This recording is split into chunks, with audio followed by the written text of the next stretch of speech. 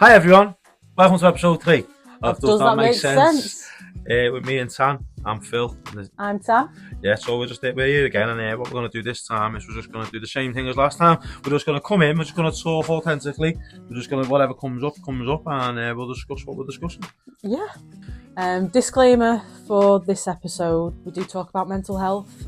Obviously that can be triggering to some people, so if it's really not your thing, then we will not be offended if you do not listen. But obviously if you could listen, it might help you a little bit, just to, if you're kind of struggling with your own thing, listening to our traumas could, open up conversations to have with people. Yeah. Which I think is always Healthy, man. Healthy, yeah. Yeah, I think it's always good to have. Please talk to people. Can't stress it enough. How important talking is. Like you're saying there, Tan, if someone's listening to this, they've got mental health issues that they're dealing with themselves, and they don't feel comfortable listening to things and talking to things, then like Tanya said, we're quite, but we're not offended if no one wants to carry on listening from this point on. I feel like a lot's gone on though since like our last episode.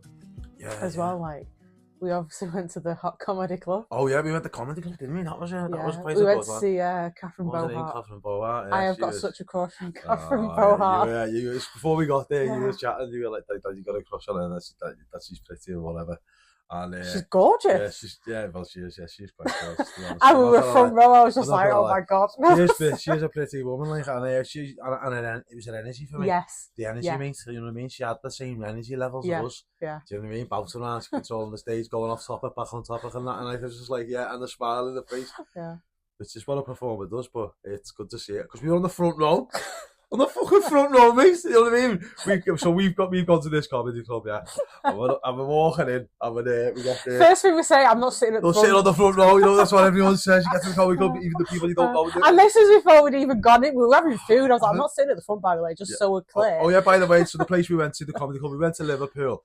And went to see Catherine Bohart in Liverpool at the BlackStock market, which is on Vauxhall Road, just off one of the streets there, and it's absolutely amazing. I just want to put that out there. Yeah, would recommend. Highly recommend it. The food was amazing, staff was amazing, the place is massive, and the comedy club itself was great. So just wanted to say that straight away. But anyway, carrying on from there, not that I was sponsored by them or not, just, just putting that out there that it's a good gas to go. Free advertisement. Yeah, and there's loads of kids things on there as well. If you've got kids and that, they've got stuff on Sundays for kids and that, so I'd highly recommend it. They've got like entertainers and magic and like animals and stuff like that. But back to it. So what was I saying? Yeah, so we walked in, we got upstairs to the bar just before the shows opened this year. And when we got there, the doors opened, and obviously Tammy gone over to the door. Yeah, it was you here. So loads of people over here. Let's go in, yeah. So we walked in, as soon as we walked in, the fucking place was empty, and they went right front row for us on the front, so we're like, what? Obviously, I think what I call her, the host, I'm assuming that's the name. Host, yeah. And she's like, how many, she's like, how many's in your party? And I was like, 4. She's like, this way, and like, she was fucking sit there. Row. I was just like, what? Mate. We could basically touch the mic. You could touch the mic? Yeah. Honestly, we'll put a picture up on the thing, yeah. You could touch the fucking mic, yeah. I'm telling you now, I could smell a breath, mate. Not that it weren't stinking, but I could smell it, you know what I mean? You could smell someone's washing, mate. But, yeah. So anyway, we sat down, and then the show started, and like, I was like, bear in mind, this woman's she's she's bisexual, isn't it? Yeah. And most of the crowd are like lesbian, you know what I mean? Like, Phil was the only male on the front row. I'm on the front row with my missus and my mate and a wife, you know what I mean? And I'm sat on the front row looking at I'm fucking getting it here, really. You know what I mean? So anyway, the show started, and lo and behold, what fucking happened, Tan? What fucking happened, mate? You got any hobbies, Phil? Any fucking hobbies, mate? Fucking hell. I play the keyboard. Play the keyboard with me. She was like, don't say it like that, Phil. Don't say it like that. Oh, yeah. And then she's like, what do you do with your kids then? Don't you do? She's like, she'll get out of jail card with your kids. I was like, no, I do with my kids. And then the missus is next to me, snarling me, like, making out that I don't. But, yeah. I think, she did make it worse for herself. Yeah, she did. She did. She was just digging a hole. Yeah, my missus kept making little comments and that, you know what I mean? So and then the comedian was that was it. Then the comedian she was the bad guy, my missus. I was the good guy, and I was made up. In a room full of lesbians, and I was like, there, I was all right, I was made up with myself, lad. Thinking, I got out of there, Sal. You know what I mean? It's come for you though, didn't she? Yeah, because she made a comment, didn't you? A little comment, and she was, I think the first about being friends with your ex, and I was like, absolutely not. Yeah. And she was like, why? And I was just like, and I completely just like lost myself. I was just like, I don't even know what to say to you. That's what happens when a pretty girl talks to me. I'm just like, shit. I know I was there with my wife, but it's not the point. Like, Catherine, if you like click your fingers and like, I will leave my wife for you like tomorrow. I am like, I know you like him a little bit younger. I am younger. By about a day. Yeah. I'm 32. Your age for?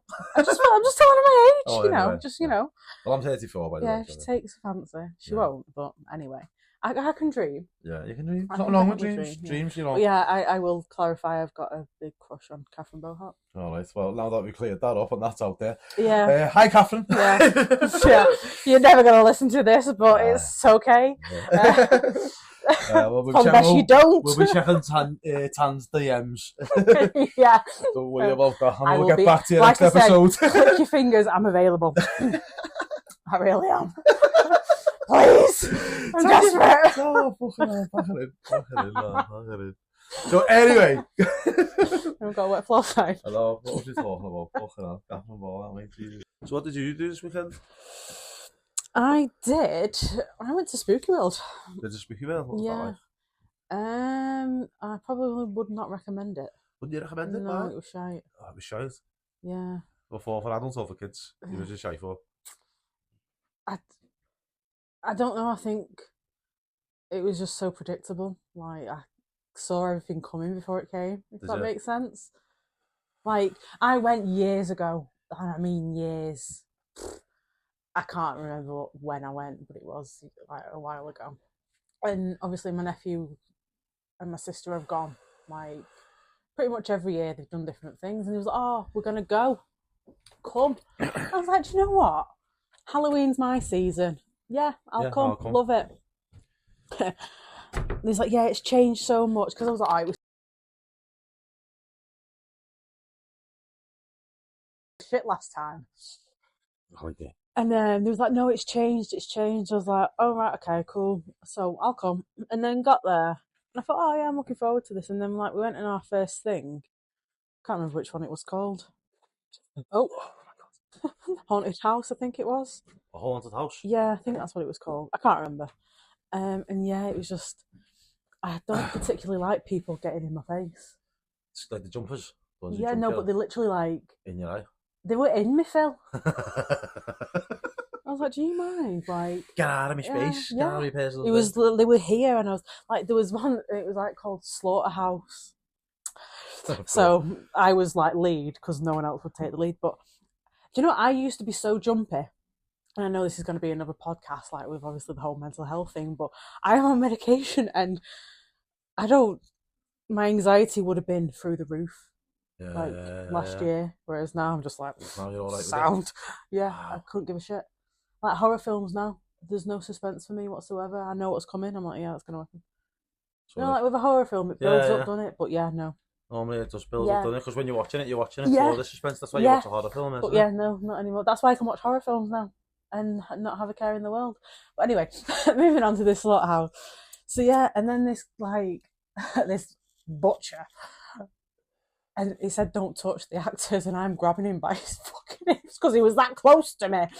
I was like, bro, go away. And he was like, do you want my sausage? And I was just like, Do you want my sausage? Yeah, that's what he said to me. And I was just like, no. Well, I mean, that was a bit inappropriate. Yeah. And I was just like, I was looking at everyone, I was like, does anybody want a bit of sausage? Because I don't. And I was just like, move. And then he wouldn't leave me alone. And I was just like, fuck off. So I was like, budging him out of the way. But yeah, that's what I did at the weekend. Was it so? In all, in summary, it wasn't that good. No, I think we're talking about doing something else. Obviously, they've got Farmageddon, and are you going to Farmageddon? Yeah. I don't know. I don't know if my nephew and his friend, we'll call her Jay. I don't know if they're into it. I mean, I think they want to go, but I think they need to build themselves up to it. How old are they? 16, Are they? Both of them, yeah. So I think we're looking at maybe going to Alton Towers. Ooh. Is it called Spook Fest, I think? I'm not too sure. It's something along them lines, but I think we're looking at maybe going there instead. Because I'm pretty sure you can go on the attractions as well, and I think that would be pretty sick. Yeah, I imagine so, because obviously that's their type of theme, isn't it? You know what I mean? They're known for that, aren't they? Yeah. Probably wouldn't go on the Smiler, but yeah, not me. not in the dark. Why not in the dark? I don't know. It fucking fucked me up when I went on it in the day. I haven't even been on it, you know. Oh, I haven't even went on that one. Don't. Which one's that? Would not recommend. We went on the Wicker, we went on the Wicker Man, but when we got there last time, it was broke. That's probably my favourite. It was on ride, fire, apparently. What? Yeah, that's what I mean. The part of the ride went on fire. And we were like, I went, no, I was like to everyone when we got there, no, the ride's got fire on it, blah, blah, blah. Off the smoke, it's off. Like, no, it's fucking on fire. Oh my God. No, it was part of the track. Wow. I mean, it is wood. No, that's what I mean. It's got like pyrotechnics all over it. Yeah, you know yeah. Asking for a flame in it, you know what I mean? That is probably my favourite ride there. But I remember when going Outland Towers years ago, in my teens, and again, would not go on anything. I was scared of everything. When did I go? Was it last year? I went last year, didn't I? Last year, yeah. Like with our close friends. I went on everything and I loved it. Again, meds, because I don't care. Yeah. So what are they doing? And they're like they're meant to like parts of your brain where the anxiety that I would have had, it's kind of making it duller. Yeah. Right. I mean, I still have some slight anxiety, but I think I've got to that stage now. Like, if something's going to happen, it's going to happen. Yeah, because you can't control it. I can't control it. No, you can't. That's the thing, isn't it? With some things you can't. Well, it's out of your control, and the anxiety comes from probably things that you can't control, or feel in the sense that you want to try and control it, but you can't. And because you can't control it, you get overwhelmed. And that's a big thing with me, because I won't say I love being in control. It's not a case of that, but I like controlling the things that I can. Yeah, I see what you mean. The things that are in your power. Yeah. To like if I know I need to be somewhere at 10 o'clock, I will probably leave at 8:30 to get there for 10 o'clock. Yeah. That's because it's your you can take the action to do that. I'm in control to be like, right, I need to get there at a certain time, so that's the case, and I'm going to do so. Yeah, I know what you mean. So yeah, I think, but yeah, we've completely gone off subject. But how was your weekend? My weekend was alright, to be fair. Like, I went to Amsterdam with my mum for a birthday, just for a day, and that was an experience. Walking around Amsterdam with my mum, you know what I mean? It was a new one. I bet. You know what I mean? You're walking past the red light district, did your mum? No, you can't. I don't know many people who said that, but there you go. And it was an eye opener. Like, and it was just like a cultural learning thing for me. To be fair, to be there at this age now and see it from a different perspective. You know what I mean? And whereas you were going for a different reason when you were younger. When I've only been twice, so when I was younger, it was more going with the lads and stuff, and a laugh and just going around and seeing everything like you do. You know what I mean? Doing what you do when you get there and that, and doing all that. And then when we were going with my mum, it was the difference. It was being able to walk around and just be in the moment and just like see things and look at things and watch things and see something and want to just go over and have a look and see what it was about. Did you go to a sex museum? No, we didn't go to the sex museum. We walked past the sex museum, but my mum's probably gone now while I'm up there. I can't go away with my son. No, there's a couple of things you see, and like I looked at me, but we all looked at me. I was like, that's not up for discussion at the moment. So yeah, that was fun. I'll come back on my own. Yeah, but it was good though. It was good to see how they are over there. Like the way I describe it is that there's chaos. Yeah, major chaos with the bikes and everyone running around. Everyone looks like they're rushing, but there's also peace and calmness in it. Which is it was just a cultural shock compared to here, where everyone's like rushing around and like no one's.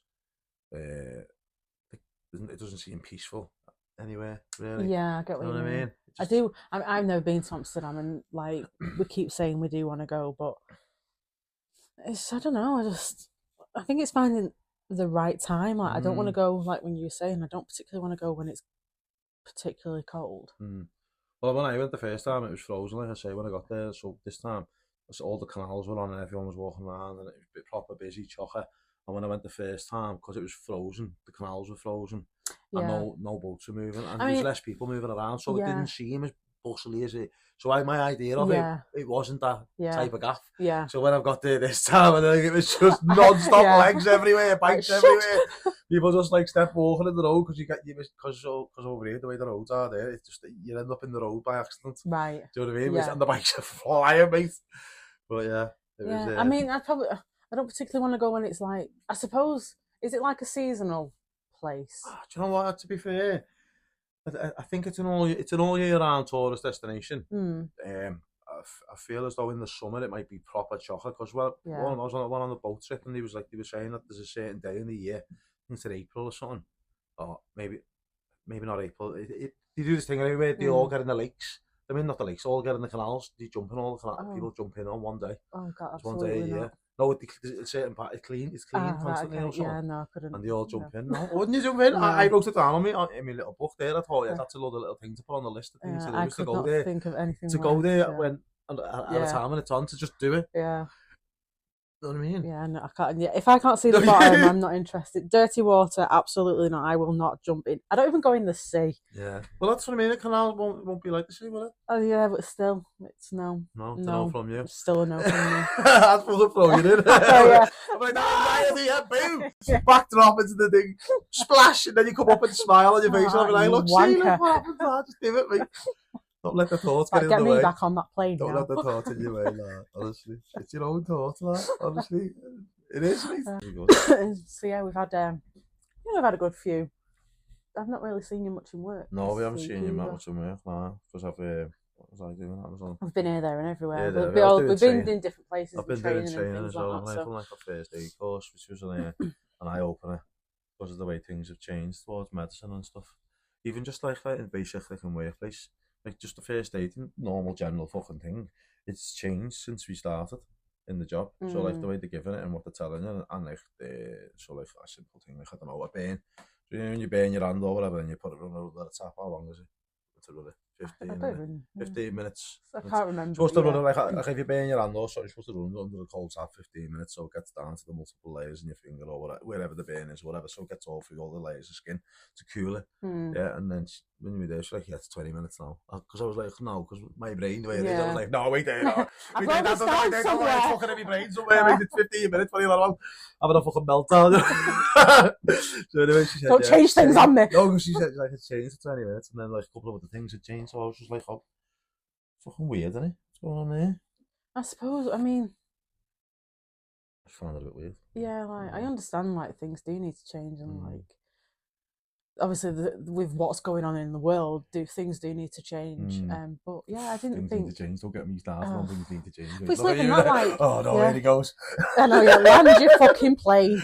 And I think like, and I know in my previous job we did I didn't personally, but it was available, a mental health first aid, and I think that's something our workplace should definitely like a mental health awareness. Yeah, consider. Yeah, because you know what? And I know the managers do it. I think I'm not too sure, but I think it's definitely a big thing because I think mental health's a big. And again, this is going to be a different topic on another episode. But let's just we're just going to touch on it slightly. You're on it, aren't you? So just stick with it. So yeah, like mental health is such a big thing now, and I don't think not a lot of people talk about it enough. I totally agree with you there. Do you know what I mean? And like, and I think I said it to you, not too long ago.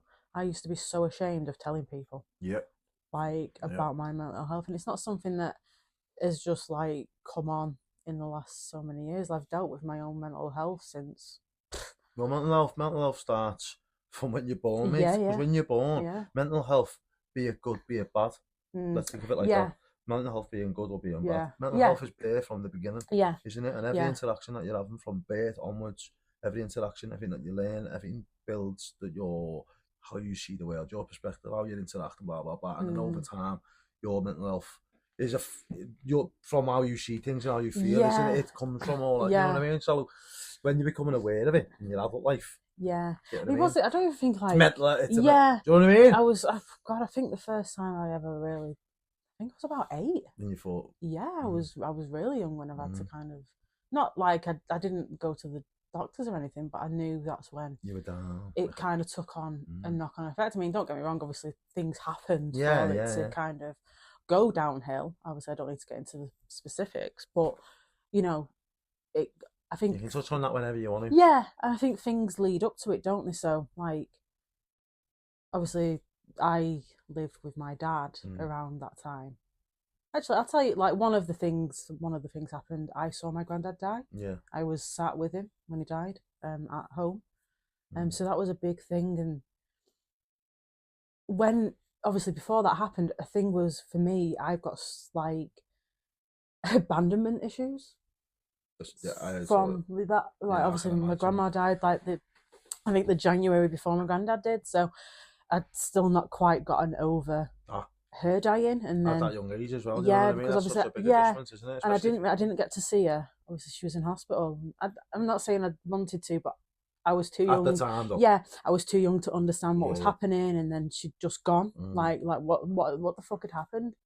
I didn't have a clue. Like, I still don't know what happened. Well, break that down there. Like that as a child, having someone there that you know, that you love, or whatever, someone like who's there, someone that you reference to, someone that is a part of your circle, let's say, and then you get up one day and they're not there. Yeah. And then you don't know why they're not there. Yeah. And so that sense of abandonment that you've just spoken about probably started with that first bit. Yeah. Like I think it started way before then, but I think. But that's gotta be a factor. Yeah, it became more apparent at that time, and obviously then, like, because as a child, you'd feel, if no one's telling you what it is, somewhere in you, you'll feel a sense of it's something to do with you, like, isn't it? Yeah, it's like, I think obviously I was a kid, and I think, like, maybe my dad didn't tell me because I was a kid. That's the thing, but it's trying to protect you, isn't it? But surely, I mean, by doing it, but by doing it, I think it caused more damage. Yeah. So I was sat there when my granddad died, and that was a big thing, and I don't think I ever really dealt with the after effects of that. Like, I know at the time someone offered therapy, and my dad said no, I didn't need it, and quite clearly I fucking did. Well, the thing is, but it was something that I couldn't choose at the time, because obviously I didn't understand it. I didn't know what it was, and then for that to be taken away from me, that I could potentially, not be in this situation now. Because someone who knows how to explain it in a certain way to someone who needs to understand it in a certain way would have been able to give it to you. Because even with my own loss of life when I was younger myself, my granddad was the first. My mum's dad was the first person who passed away. But I think I was like a teenager, young 13, I was young, 14 maybe. And so for me, it was like, after death, no one talks really about it, about the person. Like, not properly. No. It's not taught. It's like they've forgotten. They've forgotten completely. It's not like we're remembering them. Yeah. It's like taboo, that. Yeah. Don't talk about it, because you fear of upsetting people. Yeah. And stuff, in it. Yeah. And then by doing that, each individual suffers in their own, in some way, like you just said. And go on, carry on. No, it's no. I was listening, but then, like, and now, obviously, before I got I've been on and off with mental health and medication and things like that, and obviously, I think it was like last year, I was back on medication, and I always found that if people started talking death around me, people dying, or like your parents, I'm going to die soon, I'll leave you this, and I'm just, it's not. I think talking about, obviously it's not so much now, but back then, death, or talking about death, was such a huge trigger for me. Like, I would just go in, and, like, obviously my wife, and, like, when we were, like, sat around and people were having this discussion, she's like, right, we're gonna go now, because she could just see I'd just kind of go in on myself. Like imploding. Because you've gone back to that little girl. Yeah. And she was and just I was just like, when your hands hard, because that's what we were talking about, this trauma shit. I mean, you've instantly, probably subconsciously, because you don't know why it's happening to you, you've gone back to this little girl going, you're sitting there, just imagine it now, you know what I mean? You're an adult there talking with your wife, people around you, and someone says something in a certain way, or says a certain couple of words about death, and then the next minute, you're transported in your mind back to the feelings, not being a child, transported to the feeling. Yeah. because it's not any memory of the exact moment. No, it's the yeah, feeling. it's the feeling. So you transport it back to that feeling and being like overwhelmed, scared, don't know what to do, don't know how to talk, and uncomfortable, like lost in the moment, innit? Yeah. And I want to escape. Yeah. Yeah. Wow. So yeah, that's all. Like I say, it's not so much of like, I don't know what it is with my family. They're just so morbid. They always talk about death. That's what I'm saying. Yeah. I was at my grandma's last week. She's like, "Oh, you can have these," and I'm just like, "What?" I was like, "What do you mean?" May I die? No, I can have them now. She's like, no, take them and go next week. She was like, "No," I was like, "I don't think anyone wants them," and I know. She obviously knows I'm a fucking hoarder. Because she was like, I know, like... You'll take it. Yeah, no, you'll like, take yeah, people will bin them. I know you'll keep it. Won't. I know you'll keep it, yeah. That's why I'm giving it to you. Because I'm so sentimental. I will keep something so, like... People will think it's so fucking stupid, but I will keep that, yeah. Like my things have memory, you know, things have memory, and I don't forget, it's a thing, you know. My dad's obviously my mum and grandma that obviously died. I've got a back scratcher still of hers in my house that I will not get rid of. I don't know why I've got a fucking back scratcher. I don't use it, but I just remember it always being there when Joe always used to look after me. Yeah, and it was just one thing that I got. And if that gives you a sense of, well, maybe if not subconsciously, but subconsciously gives you the sense of, like a memory or a sentimental feeling when you see it. Yeah. That's okay. And there might come a time and a day when we, you know, over time you talk through your things and you realise things and have these little moments and like, do you know what I mean? Where we're talking about something, and you feel better. And one day you might walk past it and go, "I don't need that anymore." Yeah, maybe. Do you get what I mean? Because it can happen. Because I done it with some of my dad's stuff. Oh, really? Yeah, and I had a moment, didn't I? Recently, where I've been trying to deal with all my things about my past, losing my dad and stuff, and learning things and understanding things and thinking differently about things and different perspectives and whatever. And like finding things like going like, just a piece of paper. Get what I mean? And I mean, it took. I would kill someone for that piece of paper. I was Joe if someone touched it, you know what I mean, like a time before. Yeah. So maybe over time. Yeah, maybe. I never thought of it like that. Do you get what I mean? Yeah. Because we keep hold of it originally thinking that's a memory, that's them, they're in that thing. Yeah. Is it not? Yeah. Do you get what I mean? I get what you mean. Yeah. You're on that feeling because that's the feeling I had with things, like lots of things. I had so much shit. I've got mate, honest to God, mate, I've got like army papers with like no, it hasn't got a signature on it, hasn't wrote nothing on it, it's just black and white bullet points, yes, sir, no, sir, 3 bags of and I was keeping them, thinking, what the fuck am I doing? Yeah. You know what I mean? But yeah, it's the sense of, I don't want to let go of it. Yeah. You know what I mean? That's him. Yeah. But it's not that, is it? The memory. Yeah, it's It's how they made you feel, and how they made you think, how they affect. No, I never thought of it like that. That matters, isn't it? Because it's the memory of them, not the material things that they had or whatever. But even though some things, I do believe some things you will never, maybe at some point in life you might, but there'll always be like something that you keep. Do you know what I mean? Some sort of thing, a sense of, even like if, you know, I don't know, over time memory goes a little bit ski-whiff or whatever else, you don't know, whatever, and you know, it's not as good as it was, but the thing itself instantly brings you back to the memory. I think that's why I always like, obviously I am quite, I won't say heavily tattooed, but I am fuck off, what do you mean? I am very tattooed, and I've got, like, most of my tattoos always have a meaning, like, I've got roses on my shoulder because of where I'm from, where my grandparents are from and things like that. Obviously I've just got a tattoo with a silhouette of my grandma. She doesn't have a clue about it yet. No, she's going to. I'm going to keep that quiet because she fucking. But if you're listening, Grandma, Grandma, I've got a new tattoo and it's a picture of you, just so you're aware. But yeah, like stuff like that. It's stuff that I can look at and be like, oh, that's my grandma, or you know, this is for a certain reason. And so yeah, maybe I'll just get rid of all the shit. It's not shit to me, but I'm just saying it is get rid of all the shit. But look, though, when you've just spoke there, like I've corrected myself. No, you know, when you spoke, the first things that you said was the shit. Yeah. So somewhere in your head, you know, a lot of it Yeah. A lot of it is what we've just been discussing about, isn't it? You know, inside you. Yeah. But Maybe I'll get the tattoo of the back scratcher somewhere. yeah, there you go.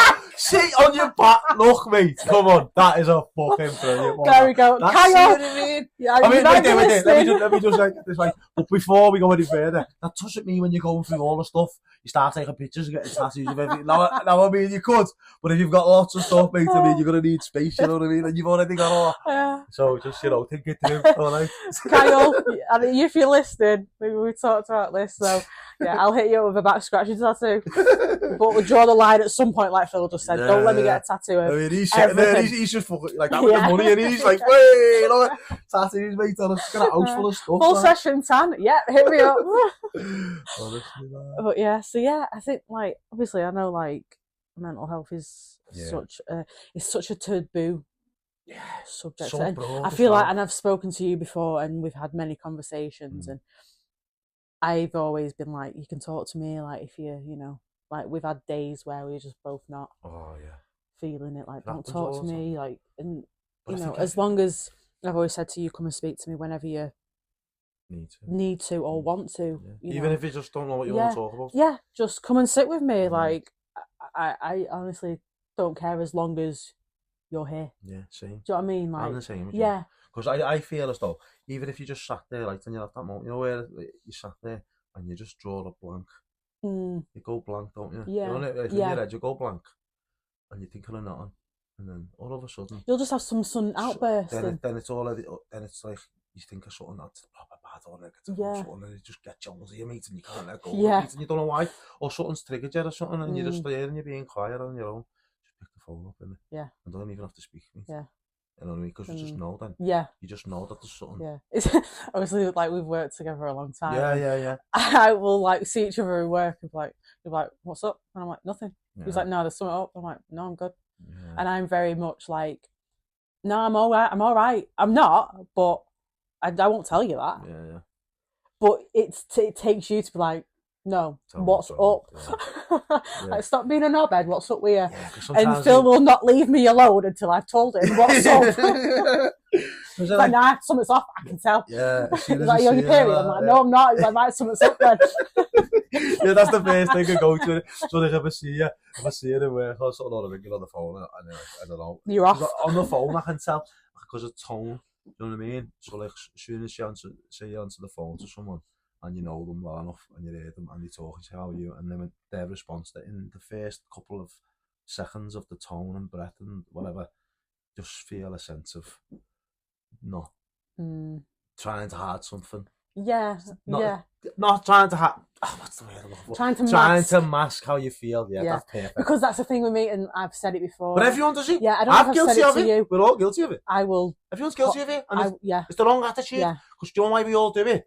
Because we're ashamed, right? And why are we ashamed? Yeah. Because of something that's happened to you in the past. You've seen something that makes you feel ashamed about it, and we're programmed that way to be that way, and we all end up like that. Yeah. Now, there's only not everybody's that way, because some people are where they're in emotionally mature settings growing up, where people have what we're learning and stuff is naturally within their families from. Yes. Get what I mean? Some people have naturally got it. Some people have naturally got it within the families, not against them, and it's a brilliant thing because they can help others learn things. But we can also teach them things that they've not been exposed to help them understand other people, other perspectives, and other children. Yeah, go through that type of life. Yeah. You know what I mean? And I think we've had many conversations, but it's always something that we've always said to each other. Like, we look at people. Like blind sort of stuff. Yeah, but it's not like, I think for us, we were so mature at such a young age. Whereas like we see people now like in 22s and you think, fuck me, you're still a child, you've not grown up. But they've not had to. Like, I feel like we were kind of forced into that, right, you need to grow up because certain situations are happening and you need to protect yourself from certain things. It builds up barriers, doesn't it? It builds up protective barriers. So like, I feel like, I seen a quote the other day, it was Gordon Ramsay, I think he was talking about, he was getting interviewed on one of these videos and he was saying one of the things that I'm grateful for is that I went through shit when I was young.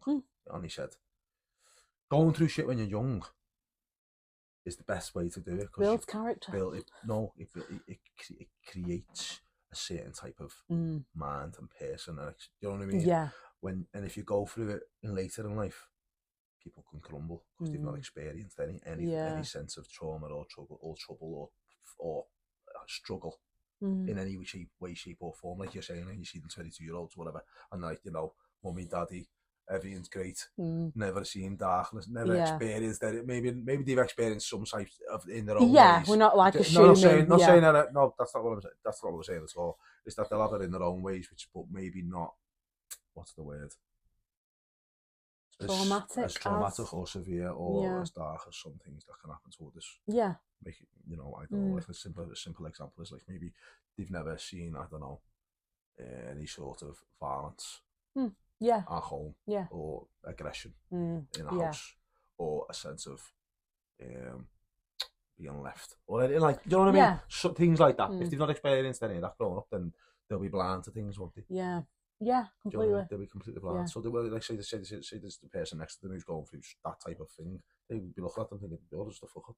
Yeah, like, what's up with you? Because they understanding that the world is the way they grew up.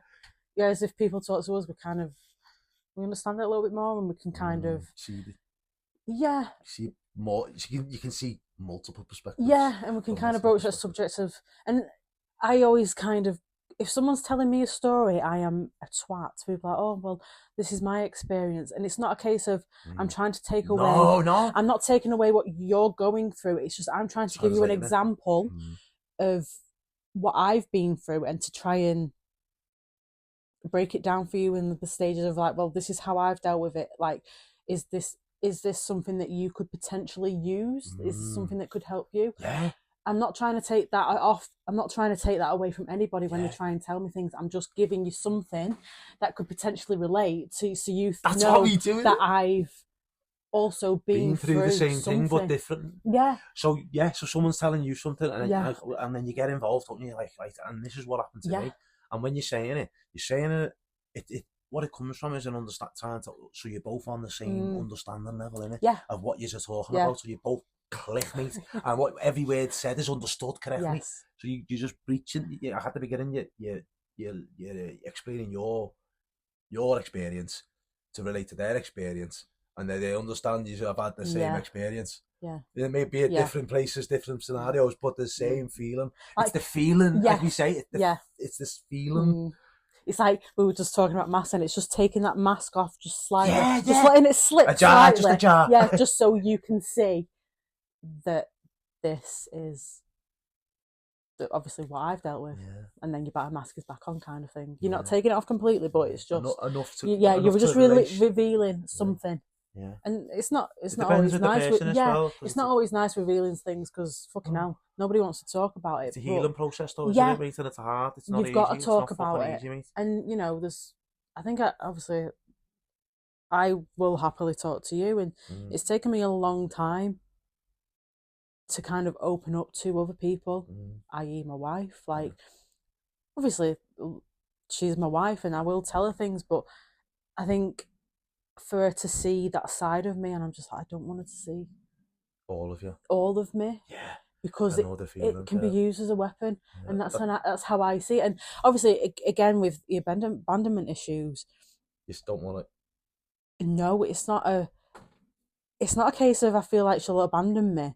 You're ready for it. I'm ready for it. Yeah, I know what you mean. Yeah. And in a way, you've got your escape plan in your head, but the escape plan is a self-defense mechanism that you've built in your mind for if it does happen, you can go, I'm all right. Yeah, I'm all right, kid. Yeah, but really, that's not how you feel. That's not how you feel. I'm that person as well. Like, if I feel like it's going downhill, I will push you the fuck away. Like, go, leave. Yeah, because you're taking control. Yeah. You feel like you're taking control. Yeah. But you're not. Just fucking leave me. You're losing everything that you want. I'm just leave me there. What it is, what I was just thinking about there as you were talking about, I was thinking that is coming from that sense of being powerless and that from years ago. Yeah. And like you're creating self-defense mechanism, isn't it? To just be like, right, sound. You're not leaving me, but I will. Yeah, I'm okay with it in my head. It was my choice. Yeah, I'll make you. Yeah, but really, what that's doing is that the little girl who's behind the barrier from when you were Yeah. 7, the little girls there going, no, Don't leave me. yeah, but all these Yeah. walls that you've created as armour, Yeah. growing up through experience after experience, Yeah. there's layers and walls and walls and walls, Yeah.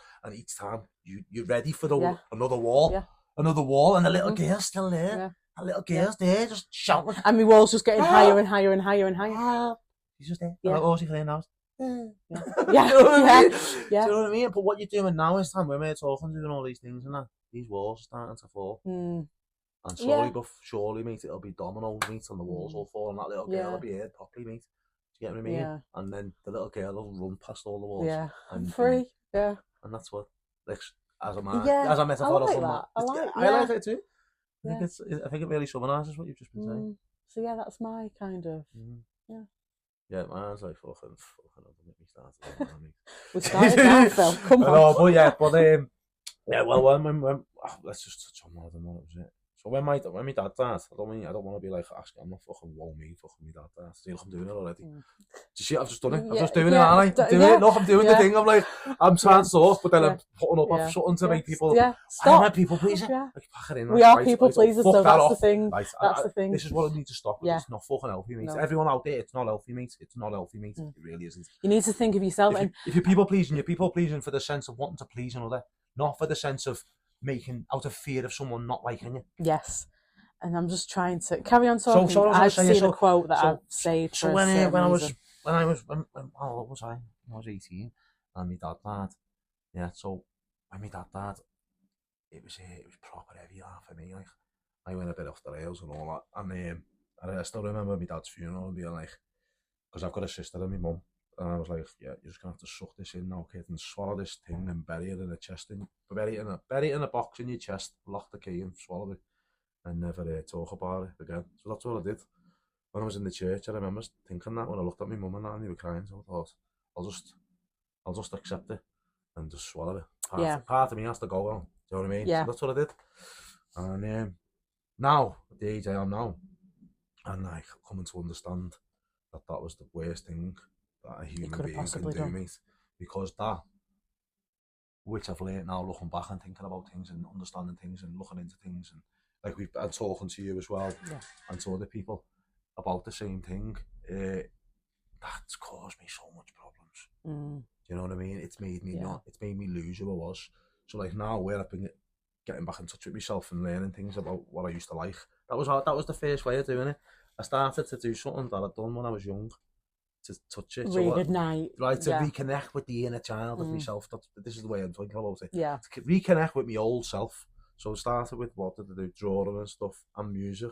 I loved it. Yeah. So I started, like I said, learning the keyboard and then drawing again. And like just all of a sudden I had all these feelings coming back. These, not memories, but emotions that you used to have. And it feels, I don't know what the word, it's overwhelming at times. Oh, but God, it's good though as well. But then you have moments of proper like pure euphoric relief where it feels like you've dealt with something. Yeah. And I can't stress it enough how good it is to do it. And so like if I was going to suggest something to anyone who's suffered any sort of trauma, that's with death or whatever, and it's from a young age, and you know that like you changed at that point, somewhere down the line, you know, you put a bit of yourself away. It's to just think about them little things that you done when you were young that you loved, whatever the fucking daft thing is. You fucking any of me, you'll be fucking skipping in the street, mate, for all you know. Like, just do it. Yeah, I know I'm interrupting your no, it's fine. Story as well. Like, a big thing with me as well is like I don't remember a thing, so like memory loss. It's like Nick will be like, "Oh, what was your favourite film like when you were a kid?" And I'm just like, "I don't know." Yeah, it's a defence thing. Yeah, what was your favourite toy? Don't know. It's a defence thing. Who was your friend? Don't know. I could not tell you anything from my childhood. Because your mind, when things have happened, that trauma that's happened, is your brain has gone right, bang, put like a fucking advisor over that part of your brain to defend itself. Because that's what it does, mate. I can't think like when you're saying like bring up a hobby, and I'm just like. It's not even not a hobby. But just something. And I'm just I was thinking just before my dad died, what did I like? Yeah. Which I was 14, so I have memory. Yeah. Get what I mean? Yeah. And I'm just like, I have memory. I don't have a clue what I used. I don't know. Yeah. I think I've always been like a little bit of a loner. But what we think about, all right, let's think about what's something that you can remember liking. from any age. Honestly, any age. Let's just think Any back. age, wow. Think of something that's like, I don't know, let's go with Keenan and Kel days. Oh, You know yeah, what I remember, yeah, I Like remember Keenan Keenan and Kel. Kel. So let's think about that, Keenan and Kel. Yeah. What else was on then back them days? What was going on then? Rugrats. The Rugrats, yeah. Keenan and Kel. What else was going on? What was doing? Hey Arnold. Hey Arnold. What do you remember now? Remember anything else? Got anything else coming to you? Anything about school at that time? No, I think that was like primary school. I can't really think. Because Yeah. they're happy things. Yeah. So you, but Yeah. you know, do you know what I mean? Keenan and Kel, you Yeah. can remember it. The memory Yeah. of it because it made you smile. You know what I mean? Yeah, but Although you can't remember the other Yeah. things, but you can remember that. But I can't sit and watch it now though. I can't sit and watch it now. Yeah, Nick had it on. I can't sit and watch it now. I can't sit and watch it now. Even though it made me happy then. Yeah. What's that about? But yeah, I think like more. It was more like high school. That But you it was remember. It was just like I loved playing sports. You love playing sport. Like hockey, netball, basketball, football. Yeah. You name it, I was on every team. When was the last time you've done any sports? Like that. Like team sport. Just like what we just spoke about then. Just like playing a game. Since I was in school. Right, okay. So what we need to do is to go and get a basketball or something and just go somewhere and just play and see what happens. And we'll play. And when we're playing, we'll just talk while we're doing it. I like that. Yeah. And what'll happen is that the memory. Look, I don't know whether this is true, and I have not researched this, but what I'm thinking in my head, my theory is that if you go and do this thing and just have a little giggle and have a play around, and it'll your body and your mind will reconnect together. Does that make sense? Your heart, your body, and your mind will just go bing. Yeah, maybe. And it might just make you go remember something. Yeah. You might fall. You might throw the ball a certain way. It might trigger the memory. You know what I mean? Yeah. And get past this one of the walls. Do you get what I mean? That might work, won't it? Yeah, we'll try that. I mean, I wouldn't mind. I think I've got a basketball. I've got a basketball in the garden there. I've got footballs. There's a basketball in the garden there. Just have a go. Just bring it. Yeah, we'll go. But yeah. Basketball to work, like. Yeah. Mental health, mate. You got a job? No. We're playing. But yeah, it's well, that was just one of the ways that I thought that it helps. You know what I mean? And it just made me think about it. So I just think if you've got like a barrier there, then maybe if you go to like the nearest thing, which you're saying sports, if you can get to like that and just have a laugh with it and just relive it for the moment. Maybe. In the mindset of just having a child's fun. Do you know what? Obviously, I know like football's like kind of massively come back into play since obviously the women like won the Euros. Yeah. There you go. Found that. So I feel like maybe I'd join a football team, like a women's football team, but then it's again like putting yourself out there, and it's kind of hard. Yeah, but what you're doing is that you're putting yourself in uncomfortable situations, and uncomfortable situations make you.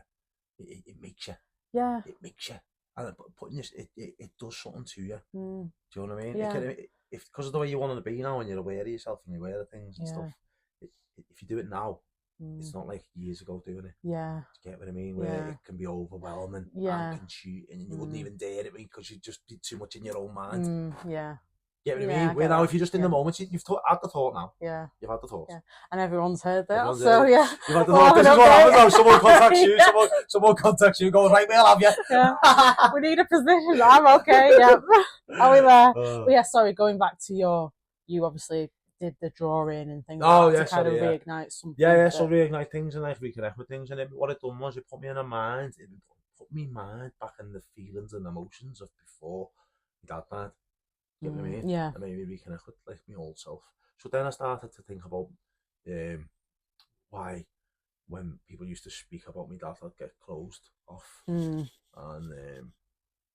what triggers me and why it triggers me. Yeah. What is the reason why I'm reacting to the trigger? The way you are, yeah. And then it felt like I'm just stepping backwards and reconnecting with things that line up. And then that lines up with that. And then lines up with that. And then all of a sudden I just have moments of like blissful, euphoric fucking tears and shit coming out of my eyes, mate. I'm not lying about it. Like the sense of like, it's like, I see videos of people talk about neural pathways and the way the brain works and lights trickling down like road, you know, in your brain. And it feels like when you have that euphoric moment of crying, that something goes click. Yeah, that's you how finally understand something. You've come to a proper understand. Like you've understood it. It's like no one else outside will be able to tell you that bit, but you've connected yourself. Yeah. Oh, do you know what I mean? Yeah. But when we do it together and it happens, it's the same feeling. Yeah. because we've both come to it at the same time. Do you know what I mean? So it clicks in my head. You know what I mean? And then just have this moment, I'm like, wow. Yeah. And then you feel like a sense of, although it only be tiny, a step forward. Does that make sense? Yeah. I feel like a step. When it happens, the click, it's like a step in the right direction. Yeah. It's coming out. It's like stepping back out of the darkness that you've let yourself be consumed by with your own mind. A pain that you've swallowed, and it's blocks the way you see things, and without you even realising it affects how you are interacting with the world outside, because you've put this cloak of guard over your mind inside your brain type of thing. So do you know what I mean? And then slowly it's lifting off and lifting off and lifting off and lifting off. That weight's kind of. So it might only be minor, the step, but each time the little steps felt, that little lift, that little feeling, the thing being peeled back is like a really fucking lovely feeling. But it's a roller coaster, mate. It's a fucking up and down and a fucking holiday. And it's not a good it's time. It's not fucking good, mate. But it is good. And it needs doing. And it needs doing. The only way I can describe it, actually, when we were talking about Alton Towers before, the only ride that I could compare that to is the fucking Smiler. Why? Oh my gosh, Phil. I swear I thought I died on that ride. And honestly, you just think, oh, it's going to be a nice little, easy little breeze into it. Fuck, is it not? Is it, yeah? It fucking shoots you off, and the first thing you do is a fucking 360 spin. When in dry, yeah. Honestly, yeah. Dry. They don't even like warm you up, or you know. No, it didn't even sort it. Yeah. He didn't even ask me if I was ready. No foreplay whatsoever. Not even what's your name. Not even what's your name. Get on there. And honestly, when we went the first time, it was obviously the people that we went with. They'd already been on the Smiler. I hadn't, so they were watching us to see how we'd react. And as soon as that happened, I looked at her. I was just like, "Did you not want to fucking warn us?" No. And they just was like, "No, we didn't." And it was just downhill from that point, to be fair. Downhill, pun intended. No pun intended, yeah. I think the best thing about it was me getting off it. Really? Yeah. Oh. The wife dislocated her thumb on it. Really? She was gripping that hard. Really? Yeah. I was just like, she was like, "Oh, Tam." She was like, "Put it back." I was like, "I can't." Put it back? Yeah. Oh, no. She dislocates it quite often. Oh, does she? Yeah. Yeah, so it's a thing. common thing. Yeah. And yeah, she was gripping on so hard, her thumb just popped out, and she was like, "Tan." I was like, "What?" And she was like, "My thumb." Obviously, this was after we got off. I'm just strolling off like, "Thank fuck, I'm off like, that." Yeah. She's like, "Tan, my thumb." I was just like, "Oh." I was like, "You got to sort that out on your own, because I can't. I'm still." My head's still on that fucking Smiler. It's upside down, spinning. Standing there shaking. Yeah. Do you know like when you're on something and you feel like your eyes are like spinning? Yeah. That's how I felt after it. Because your brain's been spinning. Yeah. And that's the only thing that I can compare dealing with your own stuff is the Smiler. Because it's fucking traumatic. Yeah. You've obviously not been on it, and I can't wait. Like, we're gonna have to go, and I'm gonna have to get you on this Smiler, and you will understand. But exactly what I mean. What you're saying, I do understand what you mean. I can understand your metaphorical reference of it.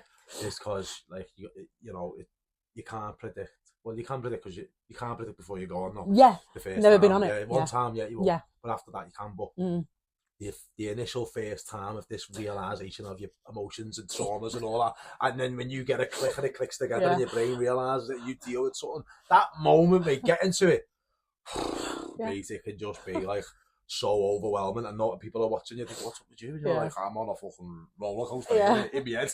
I'm great though. I'm sound. Yeah, I'm sound now. Yeah, as you get off, you can see it all down your cheek. Like, yeah, that's another one. That's another fix, mate. But yeah, so like I say, yeah, fucking that deal, trying to get not deal with it, like coming to terms with that I have, in a way, hate myself by burying the feeling. Oh God, yeah. An ocean, and for the sense of trying to, at the time, and I still remember the moments of doing it. I still remember the moment. That's how I know that's a proper. I remember that moment and that feeling of what I'd done.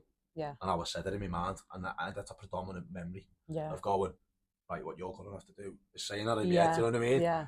So I know when I think back and link to it. It is crazy, like the amount of times that you'll just think like, I need to hurt myself to feel, and that's it's a weird feeling. Yeah, that's what I mean. At the time, I didn't know that was what I was doing.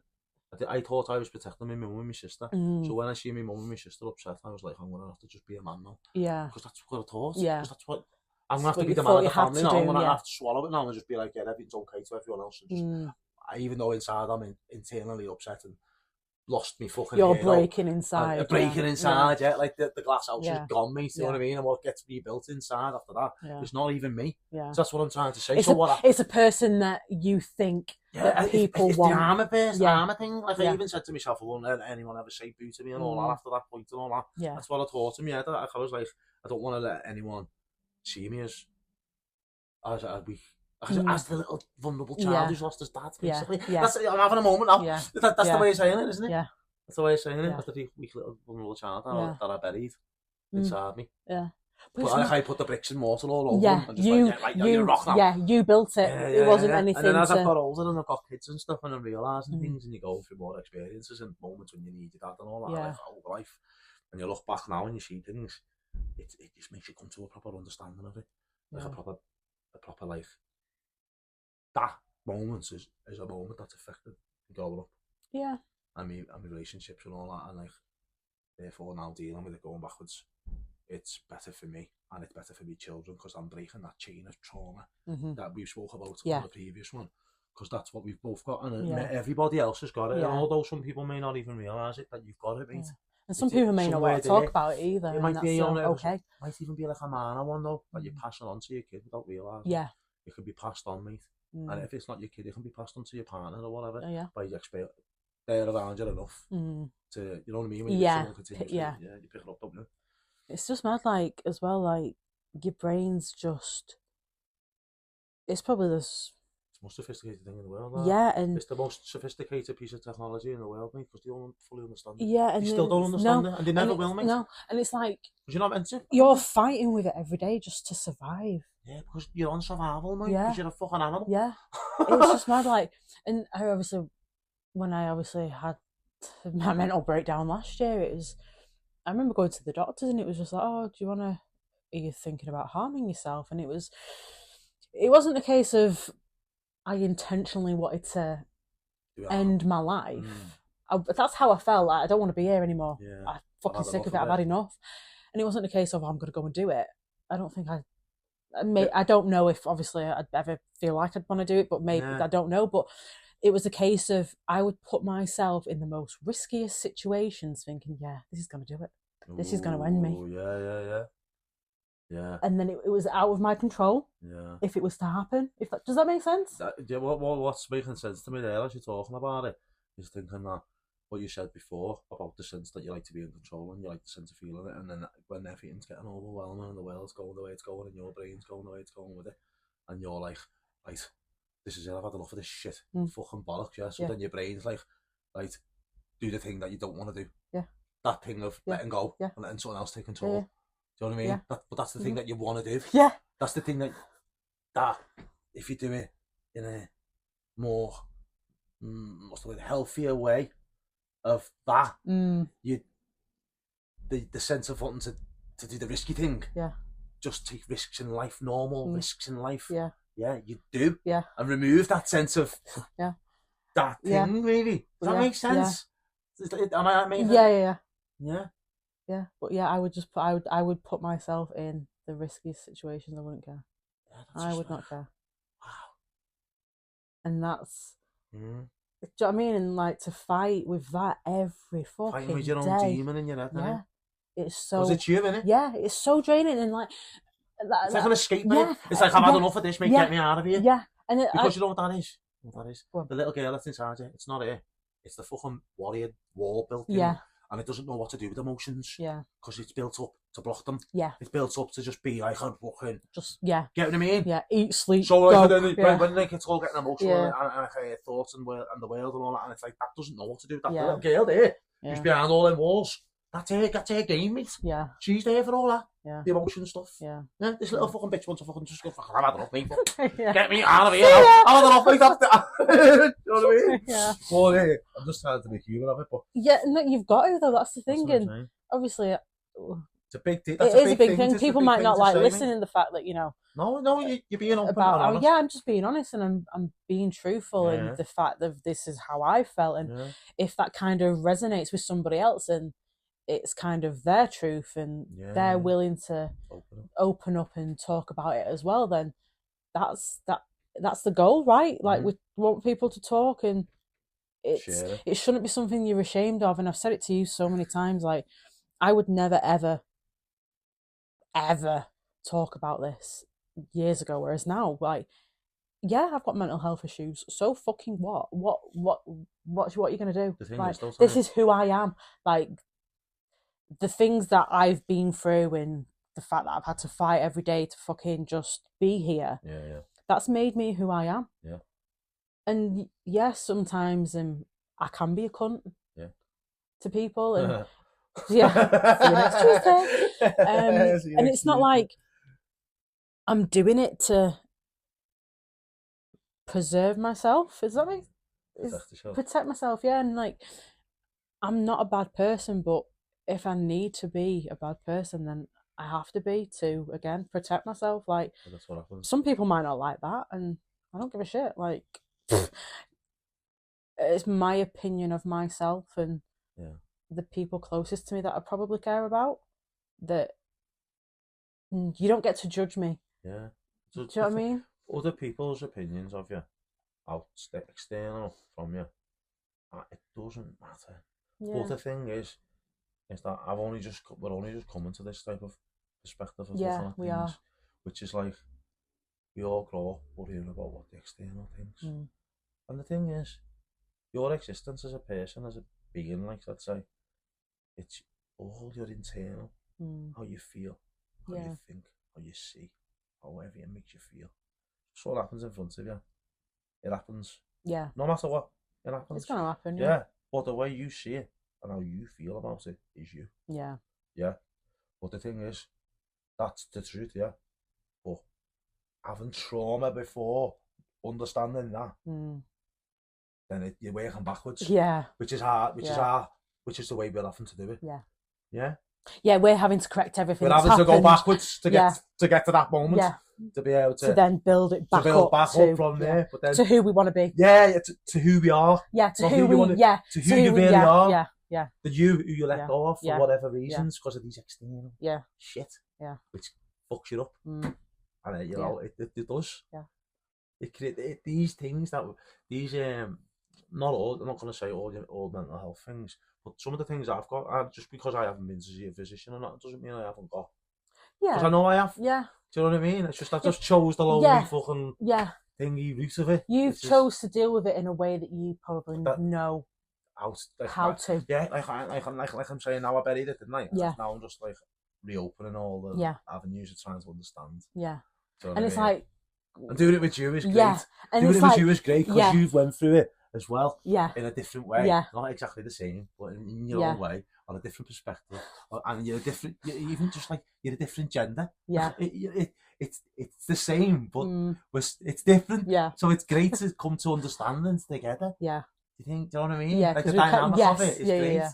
We've been through our own shit. Yeah. And everyone's been through it.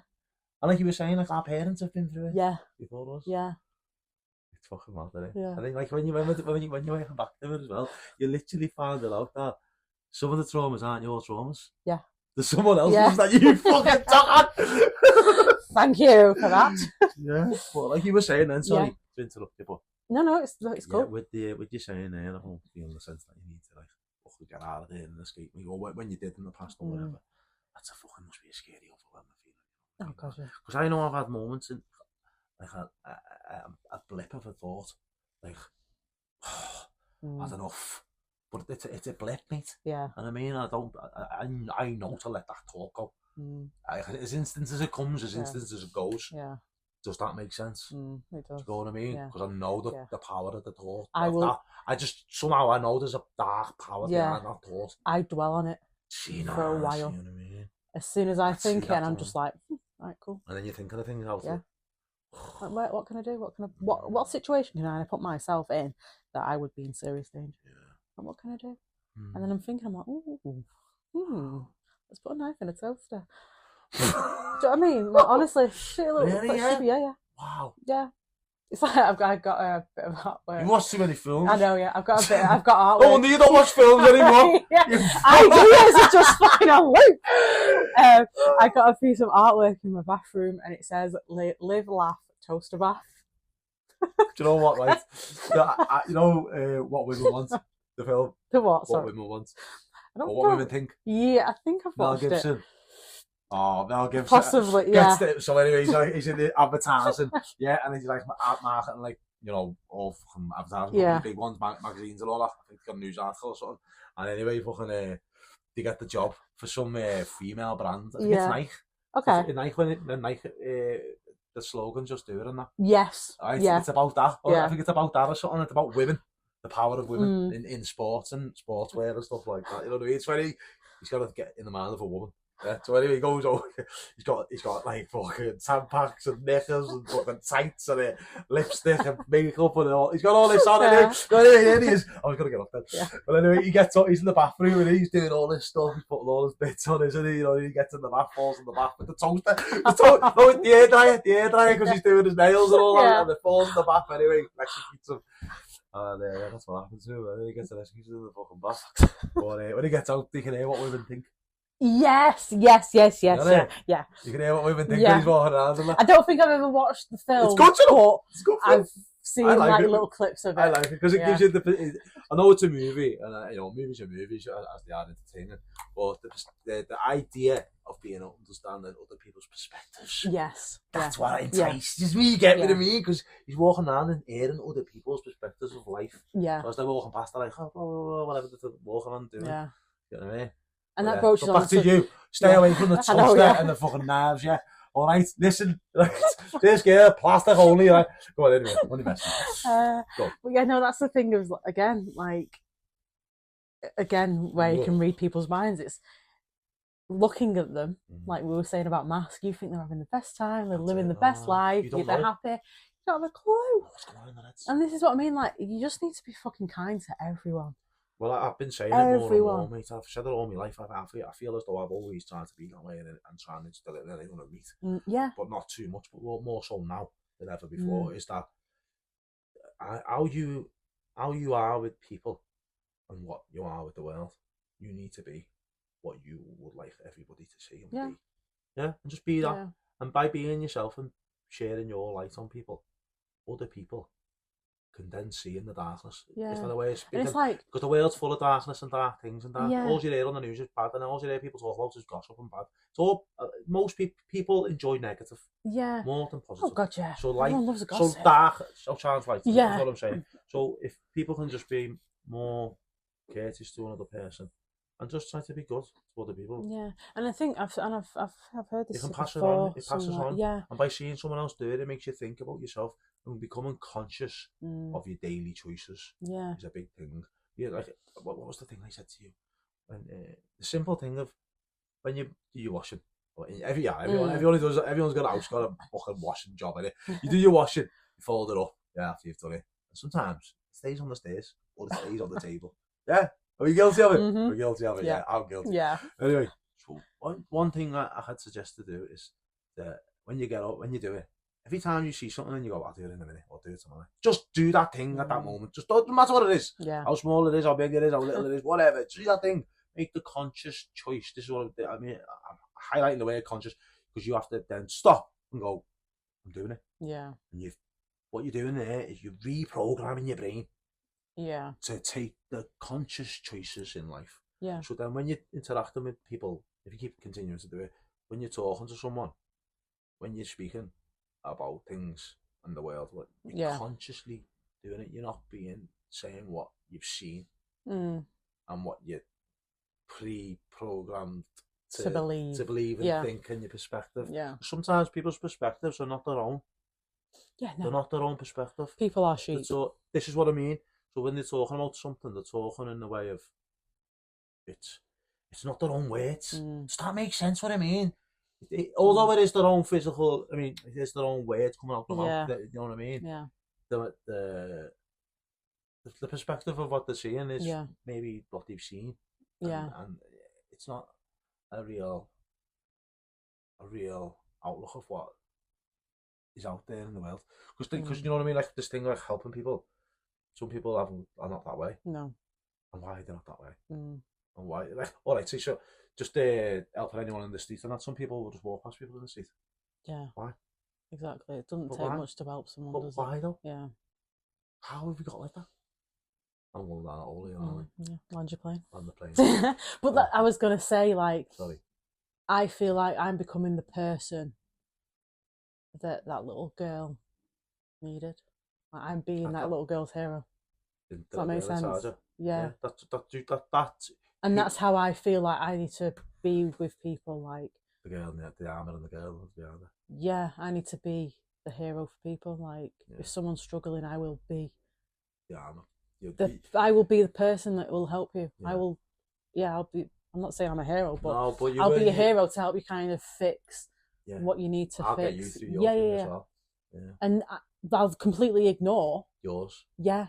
Yeah, I know what you mean. I'm guilty of it, mate. Yeah, and I do it all the time. I'm guilty of it because I can give the best advice to anyone. Same, mate. But I'm fucked up. Yeah, same. And I'm just like, you do not need to take advice off this unhinged fucking person.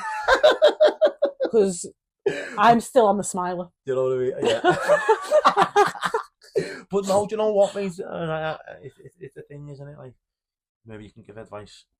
And it's good advice, mate. You can give it. I'm not the best at it. But you can if someone's sort of like we go around preaching advice, someone's there and says something, and our minds, through whatever, can say something to help. I mean, for whatever reason, you can say something to help, And even that thing what that person's going through, they're talking about, you've probably been through it. You give them that advice how to do it, they go home and the advice you don't even you don't do it, do you? I'm not doing that. But you expect other people to, we're now this conscious choice thing. You start to do it. And only a minor steps at a time. It doesn't matter how long it takes. No. It's each step is like that famous saying, a journey of 1,000 miles starts with that single step. Oh yeah. You know, you won't get there unless you take the step.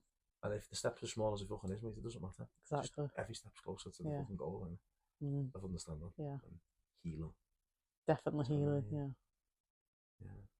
And do you know what? Although we were saying before about like knocking down the walls of the armour of the protector, what hero you say, with that like a dominoes effect over time once you become fully healed. I think if you think about it in a different way, when the walls are knocked down and the little girl goes past the walls, the little girl grows into the armour. Yeah, she protects me. She is then. The girl is then got the armour on. It's not someone's protected her. Beyond the walls. She's knocked the walls down and she's put the armour on herself. Yeah. Because she knows she's ready. Yeah. To live. Yeah. To live and not exist and survive. To live. You know what I mean? Yeah, I do. Because I feel like a lot of us do just survive and exist. You're just getting by. Like you said, the rat race, you get up, you go to about it, you pay bills. And you're fucking dead. Yeah, don't get me wrong, we're very grateful that we've got jobs and we're able to. No, yeah. You know. I'm not saying nothing about that. No, but I'm just, because that's a general thing for everyone, is what I mean. The reference point. Like you get up, you go to work, you do this, blah, blah, blah, blah, blah. And some people don't actually live.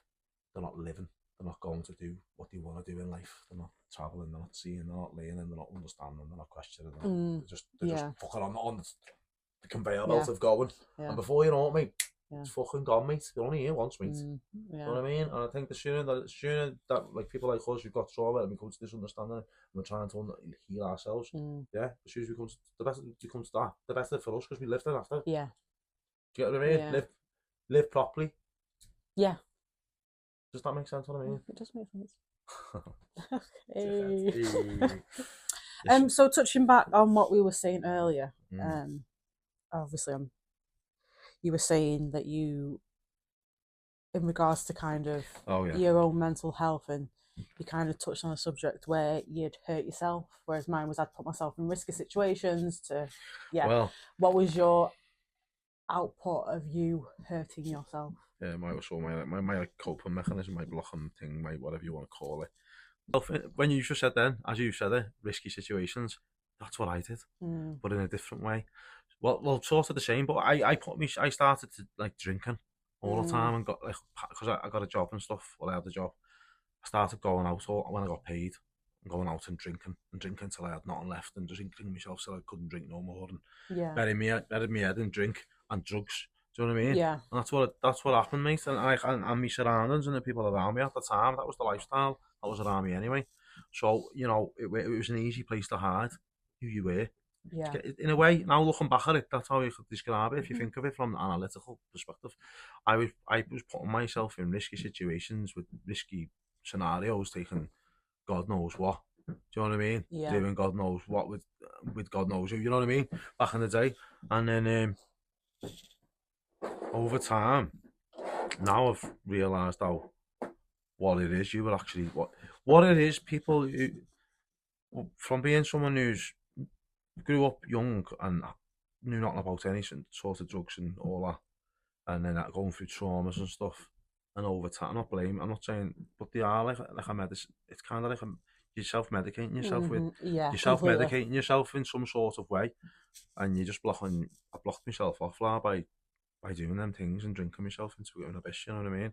Getting in relationships and doing the same thing in the relationship, like drinking and taking drugs and being, do you know what I mean? Yeah. So, and it's not healthy for you, mate. And now looking back, I know that was it. In a way, it would be classed as harming yourself, isn't yeah. it? Oh, completely. Because it's blocking out your problems Yeah. subconsciously. Because even though you think you're having a good time and you're doing it to have a good time, blah blah blah, you're out with your mates, you're doing what you're doing, mate. Yeah. But when you think about it, mate, what are you actually fucking doing, mate? So, obviously, you was talking about the drinking side. Yeah. Do you find? I feel like me and you, obviously, we're completely similar in that sense of the drinking. Yeah. You don't know your limit. What limit? Yeah, like we binge drink. Yeah, that's it. We don't drink. I don't drink on a daily, mate. Same. I don't drink on a daily Yeah. because I grew up around people drinking on a daily. You know what I mean? Mm-hmm. So I've always been anti-drinking daily. You know what I mean? Yeah. I don't agree with it. Yeah, don't get me. I don't understand. I like a glass of wine occasionally. I don't mean that way. I mean excessively drinking daily. Yeah. That's sorry. You don't go to the pub every day. I don't. Not even that. I mean like drinking yourself paralytically drunk daily. Right. Yes. I've always been against that because of seeing it. I've grown up around it. But like you've just said, then our thing is binging, which can be worse anyway. And I always find, I don't know if you feel the same way, when I drink or when we've gone on nights out, I'm back in that mind frame of, I'll jump that bridge. Oh, there's a river there. Oh. I'm even the worse. riskiest situations when I'm drunk. Yeah. Because you just the fucking barrier's gone. Yeah. I am 10 times worse when I've had a drink. So but I've noticed that myself recently. It's not a case of thing. This is a good thing though. And I've noticed it, and I'm like, that's why I don't particularly drink anymore. Yeah. And like we were saying about nights out, I'll have a drink to be social. I'm not saying I have to drink, but it's just nice to have that one. I love a Guinness. Yeah, I love a Guinness, yeah. So I do that, whereas last year, I'm not night out. You're just out, innit? I was just out. I was buck wild. Yeah. I was going balls to the wall, and I feel like we both were. It wasn't a case of, and don't get me wrong, it was nice to be in that situation, but you're on this completely high. You're on a complete high because of the alcohol, and then as you're slowly coming down, you're realizing, oh, fuck. And again, that's where it's the situation of like, yeah, you know. Yeah. So I find personally myself, alcohol is the worst thing I can do because again, in that mind frame, I'm just like, fuck it. That's what happens, doesn't it? It like takes like inhibitions and well, in a way, like it takes like something away, doesn't it? I'm not saying people. I'm not saying people aren't in control when they have a drink, but what it does is it loosens your control. It loosens your tether on your whatever. For us, it may not be for everyone, but maybe it is for people who've got traumas. And it's again, you could be in the best mood, and then something could happen, or somebody could say something, and you're just like that, and then you're in the deep hole. Your mood is a complete 360. Yeah, you could be having the best time of your life, and then something unfolds. Yeah, especially when you're drunk. Yeah. Because it's true, isn't it? 'Cause some people get once their emotions triggered when you're drunk, the thing going, don't they? Some people, when their emotions trigger, they can become very unbalanced when you've had a drink. You get what I mean? Like emotionally unstable once. The drink can make it. So like we saying, where it's letting you're releasing control. So if you get emotionally triggered, you can release more. Yeah. Get emotionally, or you know what I mean? Something like when people have vodka or something, and it's one way or the other. You know what I mean? And they can become aggressive, can't they, as well? Yeah. But yeah, I don't think there's an alcohol where I am just the same one. Yeah. I used to like, you know what I used to love to drink? Rum. Because rum just keeps you on a mellow alcohol. I feel it though. Spice rum, that's the only one that I have it, and I don't know. But I don't really, like I say, I don't really want to drink too much anymore. Same. I don't find it the same feeling. No. And I know what it does to my mind. You feel it happening as you drink it. The more you drink, you feel your mind doing it. Yeah. You know what I mean? Yeah. And I think I'm more, like I say, I do like a red wine occasionally and a Guinness. But like you say, with the rum, I've always been whiskey. I love a whiskey. Well, I used to when I was younger, but that's why I tend to stay away from it now. Yeah. Do you know what I mean? Like, I'll touch it. Like, if I'm drunk, then I don't mind them. Yeah. But like initially, I don't want a whiskey. Do you know what I mean? Because I'm like, I'm forcing it down your neck. Whiskey, mate. Fuck that whiskey. No, I know what's going to happen.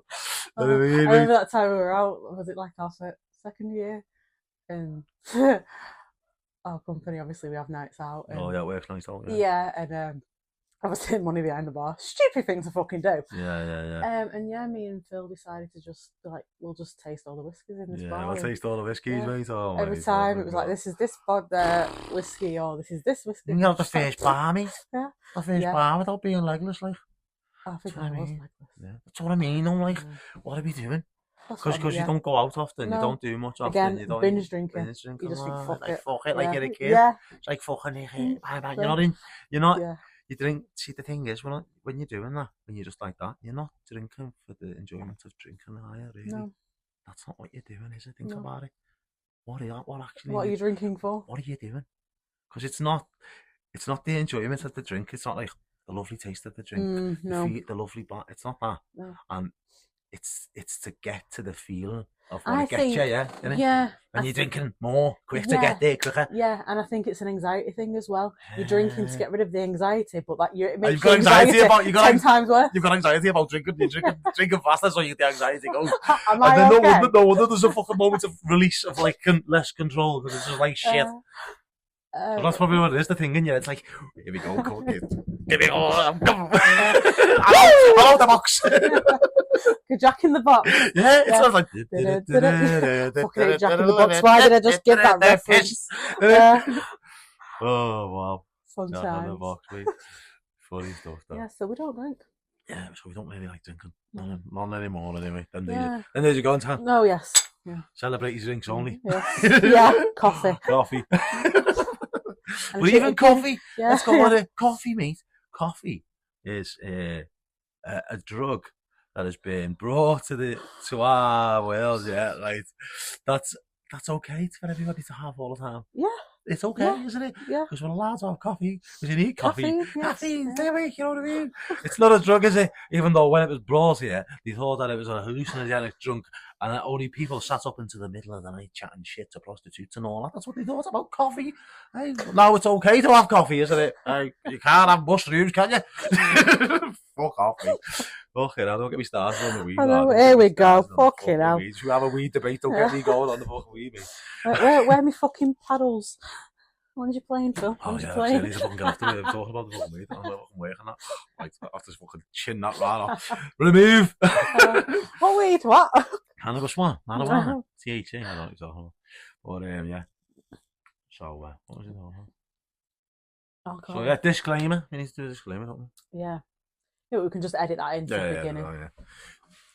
Yeah, alcohol, yeah, so alcohol's... Yeah, and I know I say... What was your understanding? Oh, go on, sorry. Go on. I was going to say, growing up, what was your relationship towards alcohol, i.e. around you? What was you doing? Was it, you know what I mean? Was it around you? It was around me. More so my dad. probably had a drink every night. Same. He Same. still does. Yeah. I'm not saying that's a bad thing, you know. Yeah, He's yeah. retired. You do what you got to do. Do what you think, yeah. But yeah, drink, and obviously his girlfriend drank as well. And Oh, really? like, obviously that's when I lived with my dad, and then I've obviously went to live with my mum, and she doesn't drink. Yeah. So it was kind of, I've had both Seen both sides. sides of it. Yeah. I mean, obviously my dad did get drunk, and yeah, but the thing he owns it makes it normal in your eyes, you know it? Yeah. It creates the thing where it's normal. To have a drink every night, when like, no, I couldn't. Yeah, it was weird for me. Like, sometimes I'll go home and I'm like, oh, do I fancy a glass of wine, or, you know, do I fancy a drink? And I'm just thinking, why the fuck am I? You feel guilty for just be like, oh, I fancy a glass of wine. Yeah. And like, obviously my wife doesn't drink. She suffers with migraines, so she's taken alcohol out of the equation completely. So to sit there on your own and have a glass of wine, you think, I'm the problem. Do you know what I mean? Yeah. So yeah, I feel like to just sit and have a drink on your own, I'm just like, I'm very much one of them. I wouldn't go to the cinema on my own. I wouldn't eat on my own, and things like that. But why? I wouldn't go to a meal. I'll happily eat inside on my own. But then to go for a meal and just fancy going there, I just wouldn't do it. It's not something that you would normally do. But why? I think it's uncomfortable, isn't it? Yeah, and I think it's a confidence thing, I find. But I think over time, like you're doing now, these little I'll get there. Like I'll do it. You just mentioned it, right? So one of the things you could do is just do it. Yeah, just take a fucking book and just sit there. Just do it. Yeah, because you know I love me reading. Look at me. Think of me. Think about this. What's gonna happen? I know. What can happen? I know. That's it. Just that's it. I don't think anything else. What can happen? I think it's more the judgment side. That's what I mean. But just think about it. What can happen to you? Nothing. I know. Do you get what I mean? I'm only having this moment now. I'm having this moment now. Thinking about it, you're like, nothing's going to happen. Exactly. But at the time, you think, this is what I mean. My world's so like, just tell them to fuck off. Yeah. Tell that thing to fuck off. But just think about the exact. Go into a thing and sit and say, what's going to happen? Yeah, no, nothing. What can happen? No, nothing. And you I'm not going to take myself out to fucking eat on the way home from here. Just do it, kid. Yeah. And just see what. By doing it, if you do it and you feel it and you're there, and then you'll have that moment of going, what about all the other things? Yeah. What about the other things? Yeah. Like we said before, it's just a step, like. Yeah. Innit? And by doing that one step, it'll go, well, what about the fucking other thing? Yeah. And then before you know it, you'll be fucking running. You're fucking running, mate. You're running. Talking about running, I need to get back into it. No, mate, don't get me started. I don't know what goes on in my head with this fucking fitness thing. Yeah. Obviously, I've got the bike at home. You're doing it anyway, haven't we? Yeah, we need to start again. Do it on the lunches. It was good for the mental health, don't we? Because we were proper, like, productive and all that, just to get out. Yeah. It's even just a walk. A walk. I mean, I try and do walks every day and work. I mean, I do anyway. Well, you have to walk away, don't you? But yeah, I was thinking the other day, I just really need to get back into my running. Because I was enjoying it. Yeah. And obviously I've got the bike at home and I'm fixed in a room. It's different, isn't it? Yeah, and I'm not getting, obviously I know I could have bought a bike, but with it getting to winter, I didn't really want to. It's good for the winter though. It's fucking perfect. It's ideal, the bike. That's exactly that's why I got it. That's what I mean. But I just want to be able to get out. You need to get out though. Yeah, I need being outside. Yeah, I love being outside. Absolutely love it. Being outside is so important. I mean, I am very cold. I am always cold, and we've had this discussion. But I layers love on layers, mate. Yeah. Jesus. Yeah. You know what I mean? Honest to God, I've never seen anyone with it. Hey, turn up to work. She's got about 6 layers on, mate. 6 layers on. Summer. You doing? And a bra. What the fuck? You know what I mean? What's happening? But yeah, go on anyway. But yeah, I love being outside. I love it. And I just think it's really good. I think we forget that living here on this fucking planet, mate, we forget the connection to it, mate. And it's part of us, mate. And we're so disconnected from it. We're disconnected when we walk around, mate. We're walking around with trainees. I mean, I wouldn't walk around barefoot. No, but what I mean is I'm taking an extreme look at it and jumping back and seeing it from a zoomed out vision. Do you get what I mean? We're not connected to it, mate, in any way, shape or form, fair enough. Even when you're driving around doing what you're doing, most of what you're driving around doing what you're doing, you're going somewhere and doing something you're thinking about, you're not even observing any of it. You're not in the present moment with it, you know what I mean? So by going outside, and with our job, we're quite lucky that we're outside and have them moments where you're walking around and you'll have a couple of minutes to yourself to see. Because some people don't have any of that. So I think if people instill it into themselves to just take up upon themselves to go out at least once a week and just be in nature for what, fucking an hour, Yeah. just a walk or look at it, it makes you. It's good for you, mate. Yeah. I think it's just good for you. But like doing the fitness though, the jogging outside, just doing that's good because you're jogging about. You're just jogging and breathing. That's all you're doing. Yeah, that definitely needs to come back into play. Sorry, just a news article. Yeah. Evil GP posing as COVID nurse admits trying to kill mum's lover with poison jab. Sound. I mean, get that off your fucking phone, off your watch. I know, yeah, the news You're just altogether. negative on you, mate. It's on your wrist, kid. Hey, you can't get it away from it. Tell it to fuck off. I know, yeah. Get that off your. I know. I will turn the news off. Don't let the news come. Don't let the news. Don't let it get you down. No, it's not even. Don't let it down, right? Don't let it be in your mind. Yeah. In any way, shape, or form, because it's not. They don't give good on it. No. So what's the point of it, mate? If it's not giving you anything good, it's going to give you bad, isn't it? Yeah. It's not giving you good. It's giving you bad, mate. It's not giving you good. Fuck it off. Mm. You know what I mean? That's what I found with it. Because I don't watch the news. I don't listen to the radio.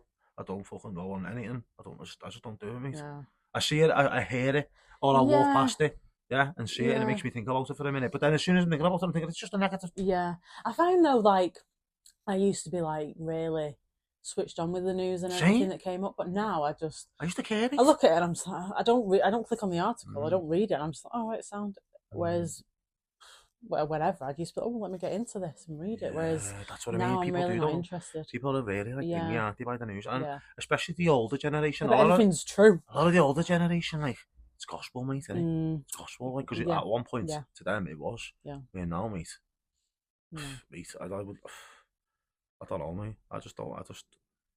If you do stop and observe it and look at it from a different perspective, mate, and look at it and just can't watch it and see it on all different channels and different sources of media, and you think to yourself, what are you actually doing? Yeah.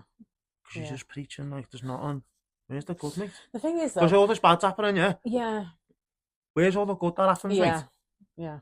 Why do I not see all the good that's going on in the world, mate? Because it's fucking going on. Although bad's going on. Yeah.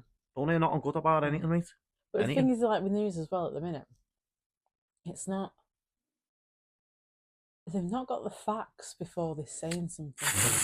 Because they're pushing agendas and they don't give a shit about it. Yeah, and that's what I find. Because journalism. Until I see facts, until I see the correct whatever. Like a truth spoken up open honestly. Then, which they can't do anyway because they're fucking restricted.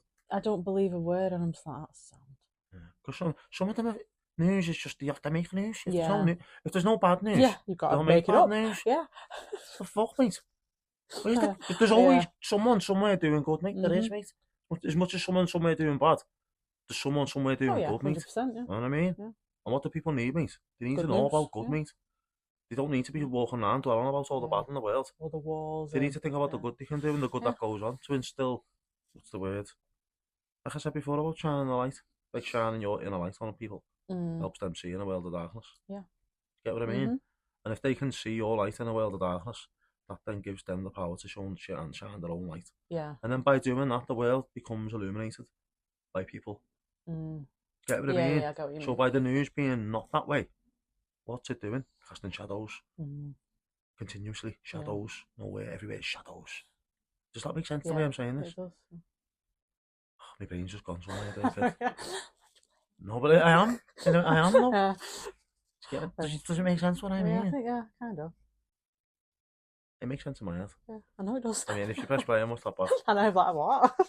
No, honestly, that really makes sense. To be the change that you want to see. So like, So what the news is all negative all the time. Spider's gone. So the news is negative all the time, and everyone who sees it from their perception, whatever they're watching it, that's them making them see the world that way. Yeah. Does that makes, see what I mean? So now they're only seeing the world in darkness. Yeah? But if the world was seen with a little bit of light on it, then it would make them believe that there's light in the world. Get what I mean? Yeah. Does that make sense now? Anyway. Just be nice to people, yeah. I mean, we'll put that probably, just be fucking kind. Just be kind. Don't be an arsehole. Yeah, just do to others what you want to do to you.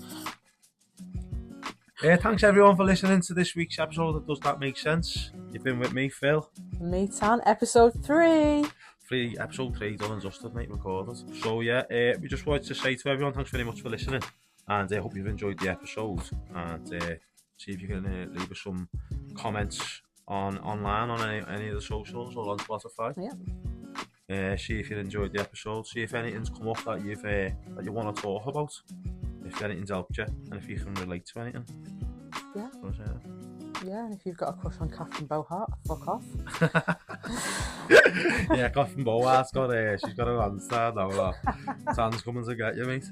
Watch out. Don't make me out to be a stalker. You done it yourself, yeah? I just said I've got a crush on her. Fuck me. Fuck you. That's what you want to say to her. Yeah, I do. Anyway. Yeah. Anyway, land your plane. No, I'm in heaven. Yeah. You stay in the sky again. Yeah. I'm not coming down. I'm not coming down. But yeah, we hope you've enjoyed the episode, and yeah, we'll see you next Tuesday. See you next Tuesday. Bye. Bye.